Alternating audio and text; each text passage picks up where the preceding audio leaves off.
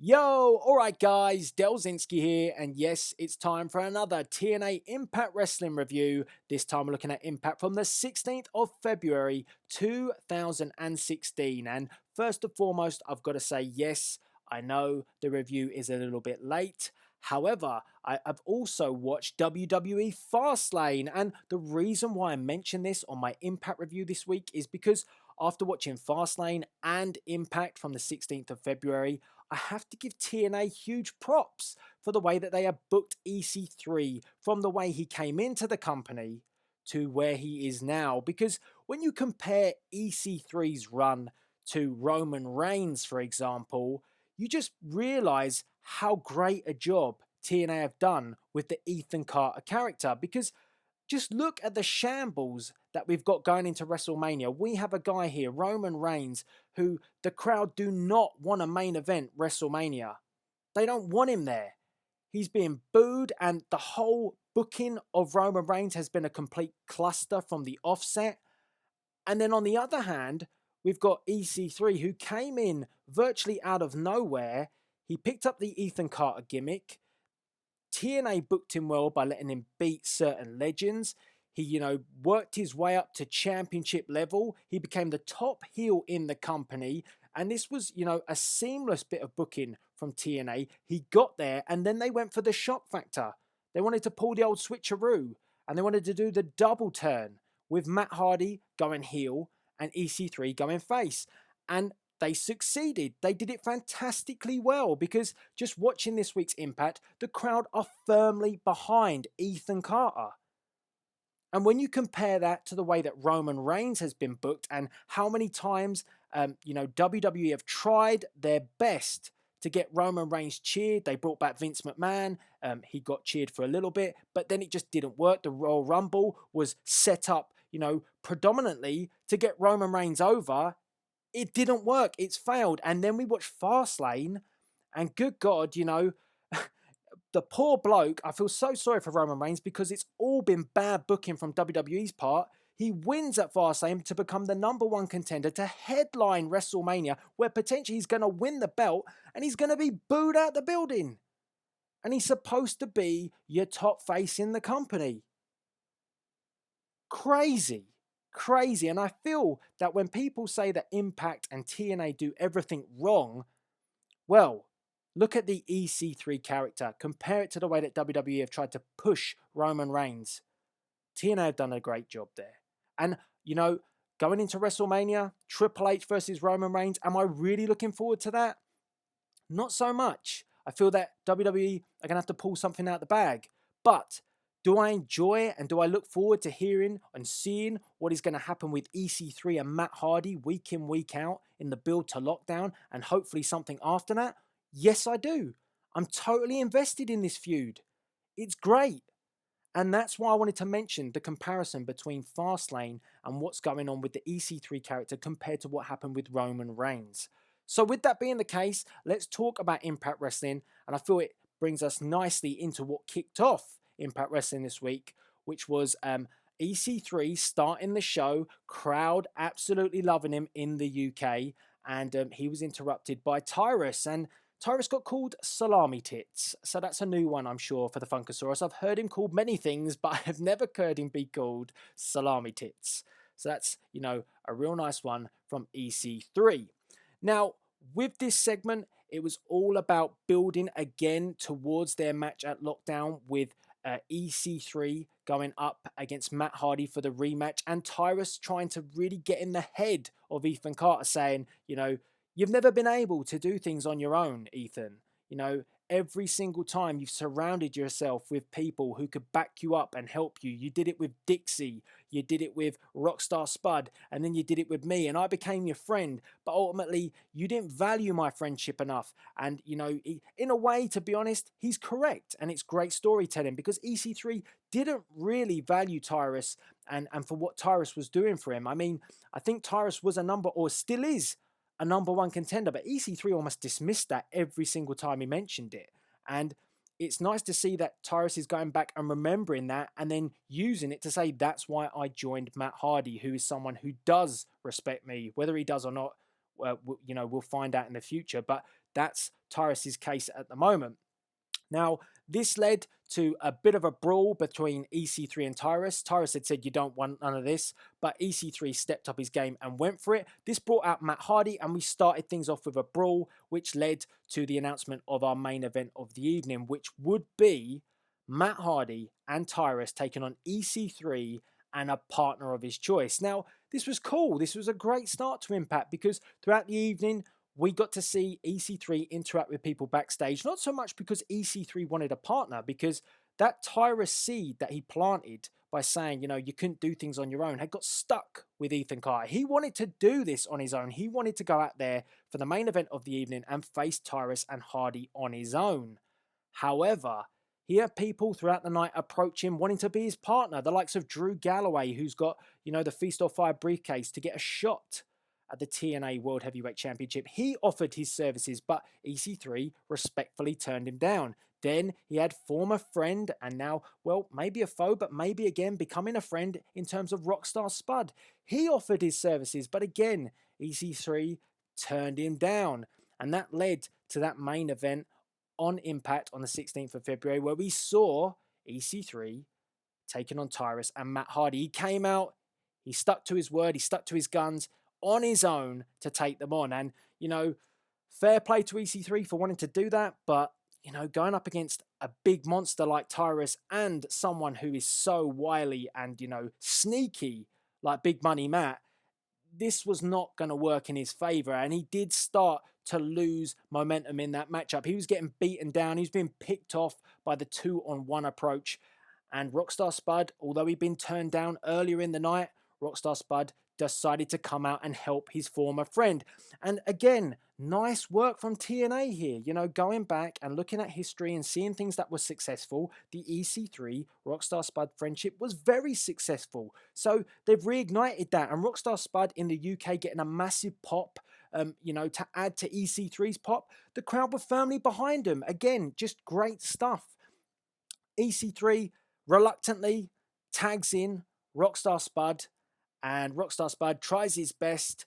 It's a bit of back and forth, and somehow, some way, EC3 manages to nail Matt Hardy with the 1%er, getting the victory and giving him momentum going into their match at Lockdown for the TNA World Heavyweight Championship.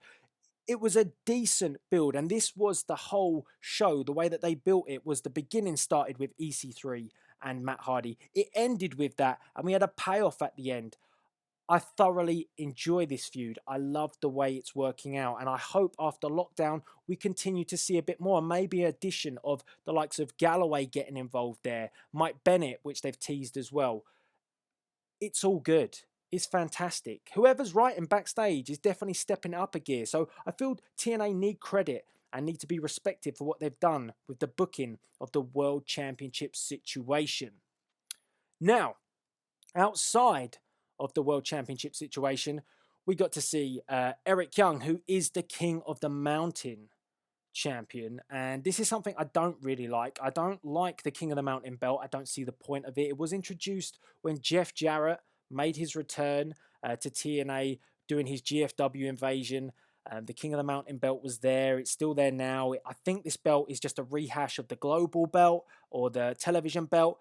It's just a wasteful belt. I wish they'd repackage it, make it look good. Do something with it if it's a King of the Mountain belt. Nevertheless, it's there. Eric Young has it. And Eric Young's gone full Ric Flair recently. He keeps going around calling himself God. And there's only one God, and that is the Nature Boy. But this belt, I thought this King of the Mountain belt should really only be defended in King of the Mountain matches. But that's not really the case. It can be defended one-on-one in singles. I've seen Bobby Roode do it, so it's not a surprise. But I just feel that this title being their middle belt, it's a bit like they're in a Continental Championship. It needs something. It would kind of be great if it was only defended in King of the Mountain matches. And then you get consistent, turnarounds of how the belt moves. It would go to different people quickly every time a pay-per-view comes around. And it would be quite a cool concept to have a King of the Mountain match at every single pay-per-view.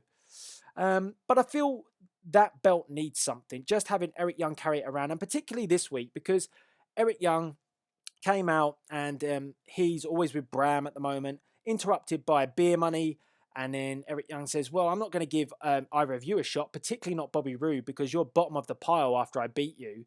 And this sparked off, again, another brawl. And that's something I get concerned about with TNA. Too many brawls by TNA week in, week out. They need to ease off on that. Sometimes less is more. And this, again, gets confusing, whether or not they want to focus on the belt, which is the King of the Mountain belt, and it be defended, or whether they just want to have, Beer Money versus Eric Young and Bram. What happened was they did have a brawl. It went throughout the whole arena. And again, it was for like the duration of the show, leading to James Storm and Bobby Roode, Beer Money, taking on Eric Young and Bram at Lockdown. That's what we're going to see. That'll be a decent match. I mean, I've already seen it. I was at Wembley. But, the belt needs more focus. If you're going to do something with it, do something with it. Otherwise, it gets lost in translation. So moving on, I want to talk about Mike Bennett. Mike Bennett was in the house at Impact, and he took on Mandrews. Bennett kind of really having a bit of an open challenge, but he wanted to face an opponent who was from the UK, and he picked Mandrews. And where do we start? Mark Andrews is a decent wrestler, but he's not a decent wrestler when he gets given this shite gimmick. This gimmick is awful. I mean, even his entrance is horrendous. He comes out with a cap, backwards cap. It looks like a paper boy. Comes out with that. His skateboard. A skateboard? Really? A skateboard? Where are we? Oh, Jesus.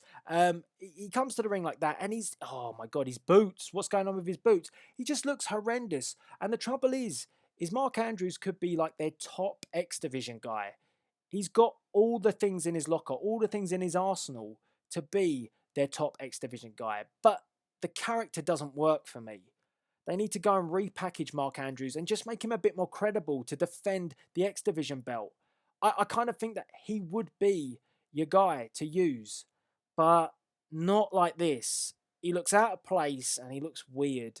And, he was used as a bit of a feeder for Mike Bennett this week. Mike Bennett, the Miracle, beat Mandrews. It was a decent match. It wasn't a squash match, but it was more to focus around building Bennett versus Galloway. Galloway came out, interrupted him, and Drew Galloway tried to, again, start a brawl, but luckily enough, this didn't really happen. Bennett kind of ducked out of there.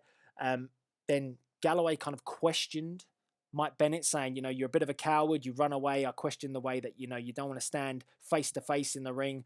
And then we had a backstage segment where Mike Bennett actually did stand up and fight, and he attacked Drew Galloway and said, look, I fight when I want to fight. So I like the feud that we're seeing here, because I think Mike Bennett and Drew Galloway are top guys for TNA, and I feel that they should surround themselves in the world title picture. We've already seen some crossover here. We've already seen, Mike Bennett get in the face of EC3 when EC3 was champ. A bit of respect there, but now we've seen EC3 turn face, and Mike Bennett is definitely a credible guy to put up against EC3, whether or not he has the belt. And we've also got Drew Galloway in there who can mix out with Matt Hardy, and their paths have crossed as well. So again, TNA just thinking about things and moving people around in the right directions here.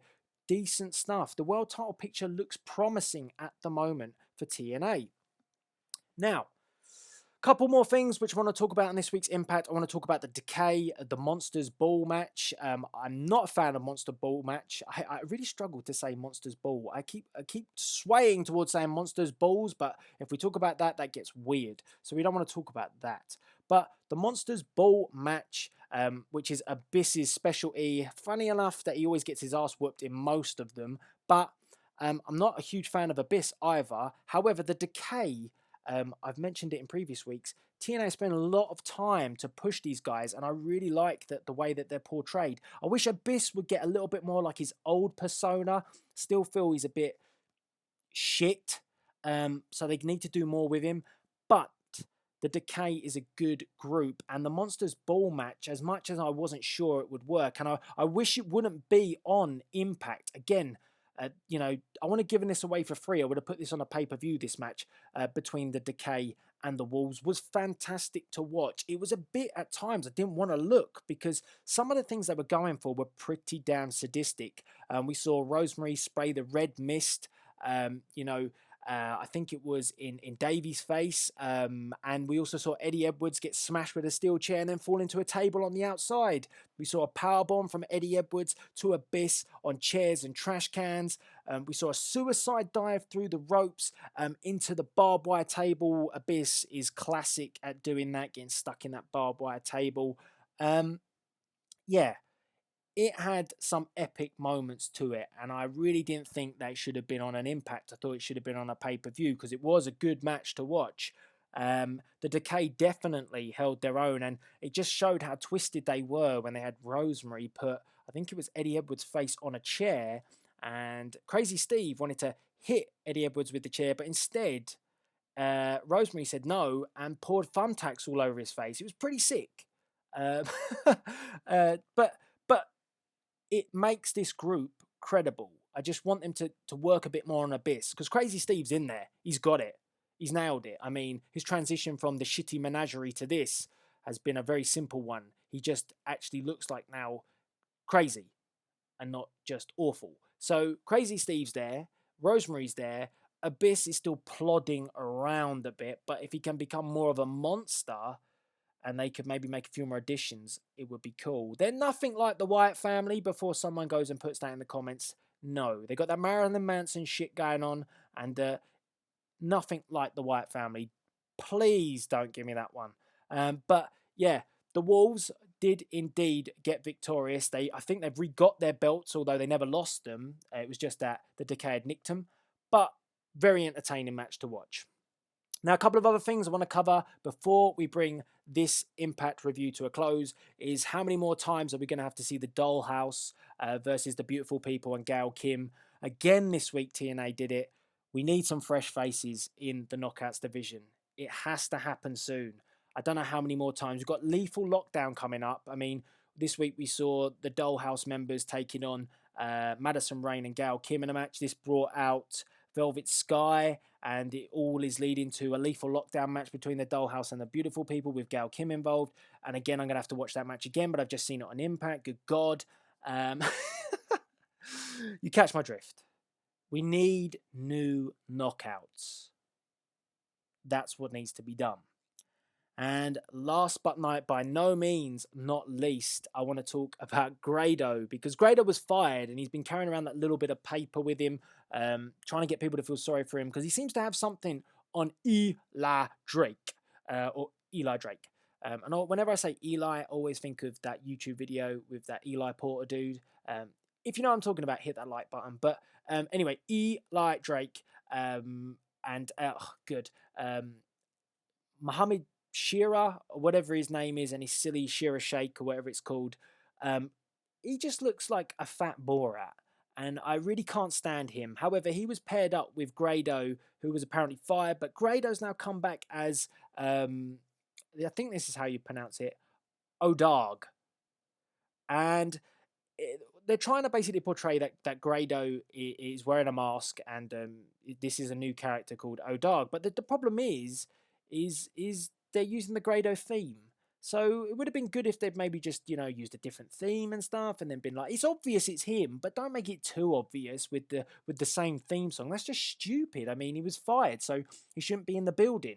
So don't have Grado's theme music when you're calling him Odarg. And they had a backstage segment with Odarg, and Josh Matthews hinted that was Grado, and then they started the actual match itself, and they had the entrances, and then Josh Matthews is going, who is Muhammad Shearers or whatever his name is? Who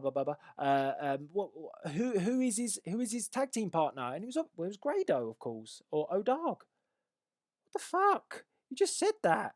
So I kind of think it's funny, and I can again see why people dislike Grado from the whole way that TNA book him. But it's meant to be entertaining, and I want to get to the bottom of what exactly Grado knows about Eli Drake. So guys, if you enjoyed this week's Impact, let me know via the comment section below. And I really want to get your views, particularly on the whole EC3 compared to Roman Reigns booking. How do you think they compare? And do you think TNA have done a fantastic job with EC3 or not? Let me know via the comment section below on all of the elements of this week's Impact, and I'll try and get next week's Impact review done a little bit quicker. But all that's left to be said is please rate, comment, and subscribe for another TNA Impact Wrestling review. This is Delzinski, as always, signing out.